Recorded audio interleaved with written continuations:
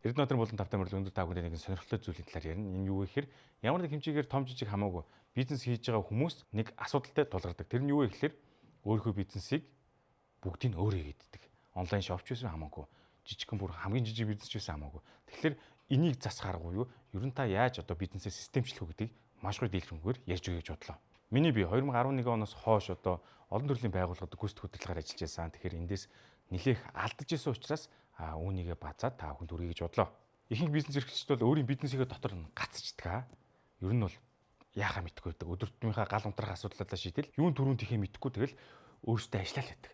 Тэгээд өөрсдөө ажиллаж байгаад өөрсдөө ажиллагаа болчих юм бол бизнес нь ч гэсэн бас зогсдог.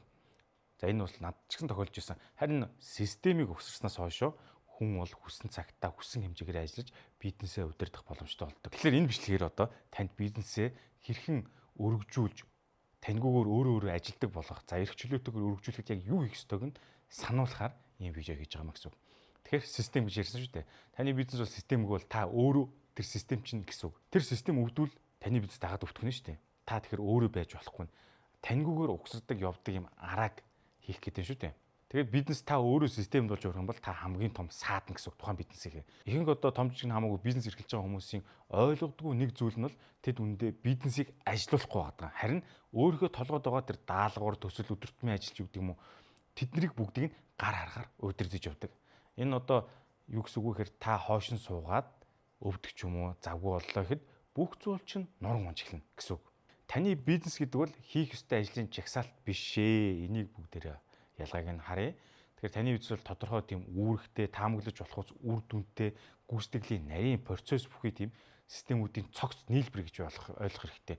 Тэгэхээр одоо их хүмүүс ингэдэг тэр нэг том корпорацууд нэг олон ажилтны компаниуд л энийг хийдэг байх гэж боддог. Үгүй ээ. Энэ бол ганц хүнтэй бай, хоёр хүнтэй ч бай, жижигхэн одоо мухлагч бай, онлайн бизнесч бай, бүгдэн дээр нь хамаарна. Тэгээ энэ бүтцийг ойлгох юм бол та бизнес явуулна гэсэн үг. Тэгэхээр бүгдээр төсөөлөл таны бизнес бол нэг юм бие организм гэсэн үг. Тэгэхээр одоо маркетинг, борлуулалт, үйл ажиллагаа, санхүү гэх мэт үндсэн энэ хэсгүүдийг хүний биеийн гол эрхтэнтэй адилтгаж ярил л да. За тэгэх юм бол маркетинг бол одоо жишээ нь юу гэдэг нь хүчил төрөгч оруулдаг уушиг гэж хэлж болно. Нэг өсөндөө хэрэглэгчийн урсгалыг татна гэсэн үг шүү дээ. За борлуулалт болохоор хүчил төрөгчийг тусаар тараадаг зүрх гэдээ ойлгоч. Борлуулалтын урсгалыг бодит худалдан авалт болгож хувирна гэсэн үг. За үйл ажиллагаа бол хоот ижил боловсруулах одоо бидний тийжээдэг хотоод гэд бодчих. Тэгэхээр тэр нь одоо бүтээгдэхүүн үйлчлэгээний үн цэнийг бий болгодог гэж ойлгож байна гэсэн үг. За мэдээж хэрэг санхүү байна. Санхүү бол биеийн тэнцвэрийг хадгалдаг цусны эрэлтгээд бодчих. Тэгэхээр мөнгөн урсгал, ашигт ажиллагааг бол тодорхой ойлгоход энэ санхүү бол зайлшгүй шаардлагатай байна. Хүний бие нэг хэсэг бүгдээрээ болгоод төсөөллөө шүү дээ. Тэгэхээр аль нэг систем дагуулдвал бүх бие тэр чигтээ хохирно гэсэн үг. Аль нэг нь ажиллахгүй бол бие чинь өвдөнө гэдэгтэй яг адилхан.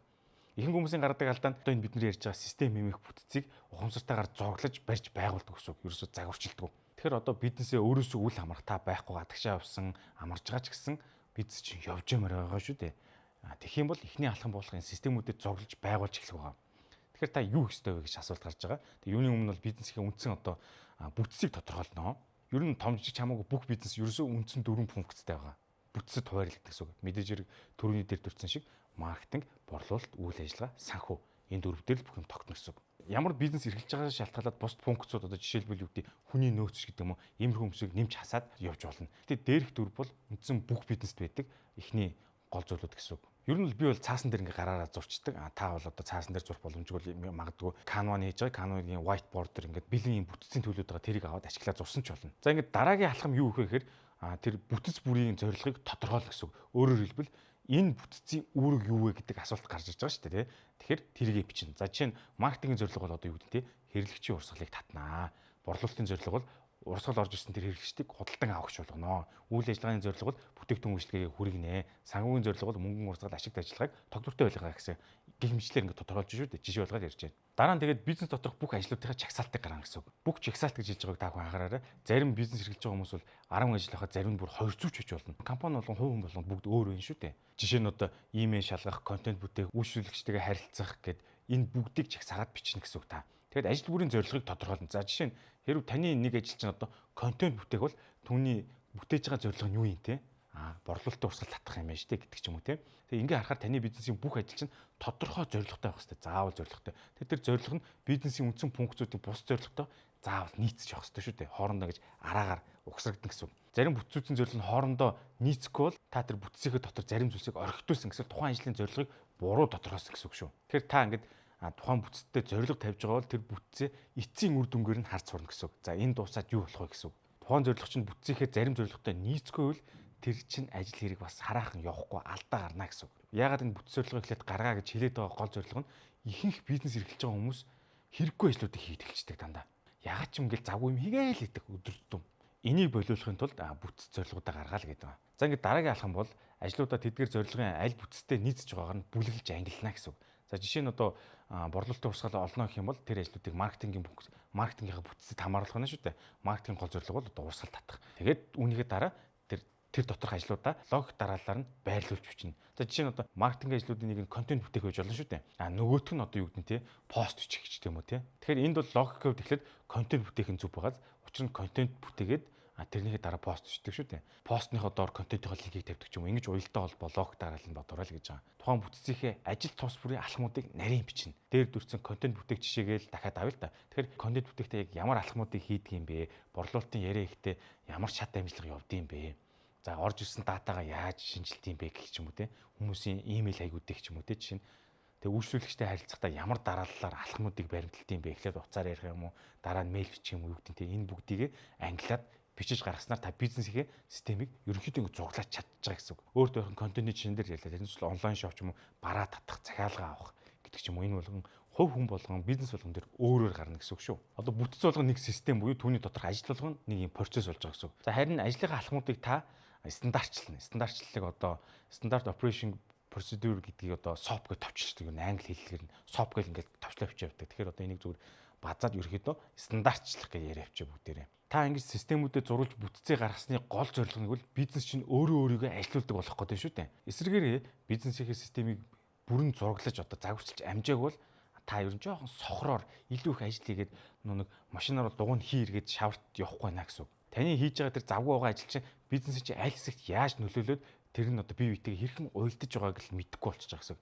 Энэ бол одоо сохор бизнес хийж гин гэж ярьдаг л да ер нь. Сайн зураглаад өөрийнхөө бизнесийг одоо бүтцлээд гаргаад ирлээ гэж бодож загварчлаа тий. Гэхдээ тэр өөрийгөө ажиллаж чадахгүй. Тэгэхээр тэнд хүмүүс хэрэгтэй шүү дээ. Яаж ч хүн тэрийг ажиллана. Тиймээс илүү тийм хариуцах эзэнтэй байх хэрэгтэй гэж байгаа. Ямар нэгэн ажлыг хариуцах эзэнгүй орох юм бол бүгд нуруу. Хин юу хариуцахыг заавал бичлэн нэг хүнд заавал хариуцуулна гэсэн. Нэг ажлыг хоёр хүн хувааж авах юм бол үүндээ хин ч хариуцдаг гэсэн. Яг нэг нэр үүчгээд хин нэг нь мэддэггүй алга болдог шүү дээ. Том нүсрэ ажил байвал багаар хийнэ л дээ. Гэхдээ яг нэг хүн заавал эзэн суугаад би яг энийг дааж авсаа энийг хариуцсан гэдгийг л тодорхойлж байгаа гэсэн.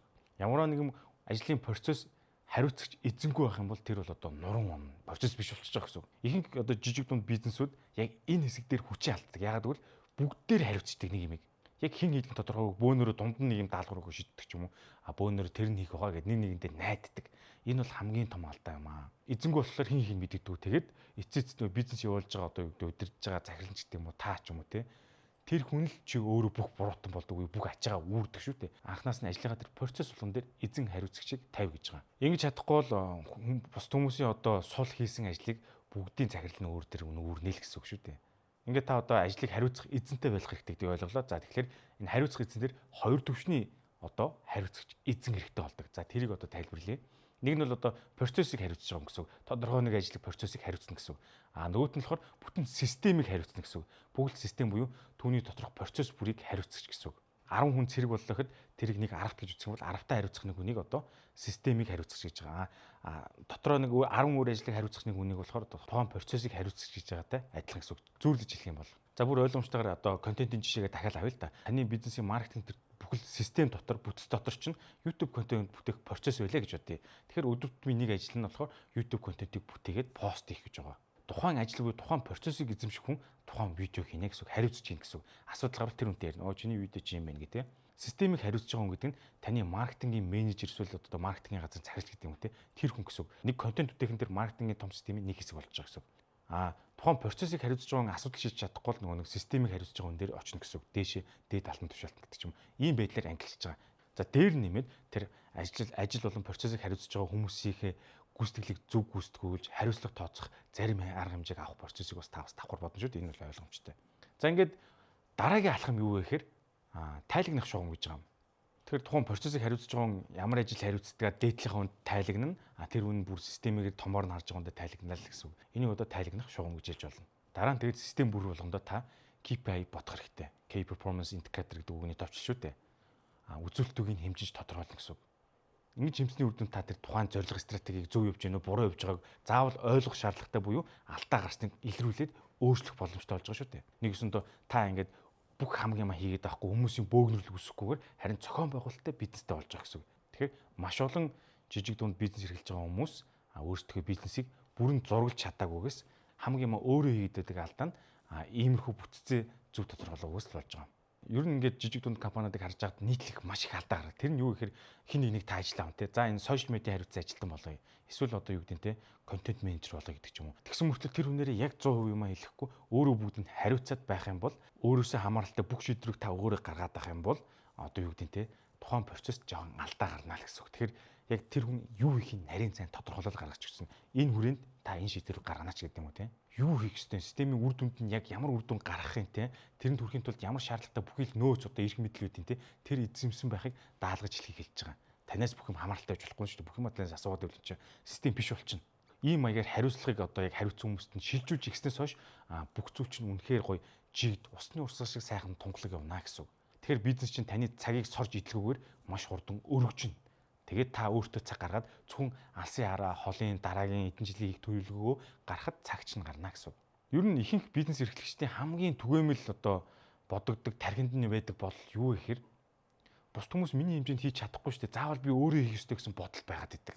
Юуныг би өөрөө л хийхгүй л болохгүй гэсэн тэр бодлоо чинь таны дараагийн түвшинд гарах одоо тэр челленжийг чинь хязгаарлаад хазаарлаад боочдөг гэсэн. Бүтц буюу сайн ярьсан гэж ангилсан процессд одоо хариуцсан хүмүүст нь тавиад эндээ итгэж сурах хэрэгтэй гэсэн. За тэгээ ингэ хийж яагаад мэдээж яг асуудал гарч ирнэ ойлгомжтой. Асуудалгүй зүйл гэж байхгүй шүү дээ. Та өөрөө бизнес эрхэлж байгаа хүн учраас тэр асуудлыг шийтгэхэд л одоо таны утга учирч оршиж байгаа шүү дээ. Асуудал гарлаа, дахин заслаа, хариуцах ёстой хүмүүсийн сургалаа, системээ зөв голдлолоор нь явууллаа. Ингэж дахин хийсээр байгаад таны бизнес чинь нэг л мэтгэд өөрөө өөрийгөө ажилуулдаг болсон. Та заавал өдөр тутам оролцоод байх шаардлагагүй болно гэсэн. За ингээд энэ видеоны эцэст нь юу хэлж нэхэр та ингээд системийг сайн зураглаарай. Бүтэн системээ эхнээс нь зураглаж цаг гаргаа суугаарай. Өдөр тутам жижиг ажил хийсээр гал нэг бүтгэд нар жаргачдаг шүү дээ. Тэгэл дахиад маргааш өглөөлөл ингээл чөтгөрөн тавьдаг. Тэгэхээр эндээс гарахын тулд та заавал бизнесээ системчлэрээ. Тэгээд систем болгоно бүтцлээд процесс болгоно эзэнтэй болгоод хариуцах эзнийг тавиарай. Тэгээд бизнесээ өөрөөсөө үл хамаарахуйц болго. Тэгжиж эн чинь жинхэнэ утгаараа та бизнес эрхлэгч болно гэсэн үг. Цагийн үр дүнтэйгээр ашиглаж зөвхөн системээ зураглаад бусдыг нь багтаа найдаал гэж байгаа. Баг гэдэг чинь та нэг олон хэдэн зуун хүн биш шүү дээ. 10 явж болно, 5 явж болно, хоёулаач явж болно. Ингээл баг шүү дээ. Аливаа зүйлийг заавал баримтжуулж хуваарлах хэрэгтэй. Зүгээр амаараа ярьчлын чинь агаар дуусчин. Тийм учраас бичиг цаасан дээр хүснэгт гараад хуваартай өдөр цаг нартай тэдний зур дуусна гэсэн юм баримттай байх хэрэгтэй. Ямар нэг хүнийг ажил авсан л байгаа л да. Тэгээд тэр хүндээ эхлээл найдан дараа нь тэгээд болохгүй болонгууд за би өөрөө хийчихэд ханцуу шаналаад орж исэн тохиолдол зөндөл байгаа. Тэгээд яагаад та ханцуу шамалж орж байгаа гэсэн алдаагаа бодорой. Энэ болохоор таны бизнес одоо нөгөө SOP гэж ярьсан шүү дээ. Стандарт operating procedure буюу стандартчлаг гэсэн үг. Энэ ажлыг хийхэд тийм хугацаа орно, энэ видеог хийхэд хэдэн секунд орно, энэ дээр нэг ингээд бүх юм стандартгүй болохоор та өөрөө ороод ийн гэсэн үг. Тэгэхээр энийг та ойлгоорой. Системчлэн гэдэг чинь үйл ажиллагааныхаа процесс бүрийг гаргачаад тэрний доор нь стандарт гаргаж байгаа. Нэг ажлыг 2 удаа хэлжээвэл тэрийг заавал бичгээр баримтжуулж идэг нэг үг өгдөг шүү дээ. Үүнийг та бүхэн марталгүй санаа таваарай.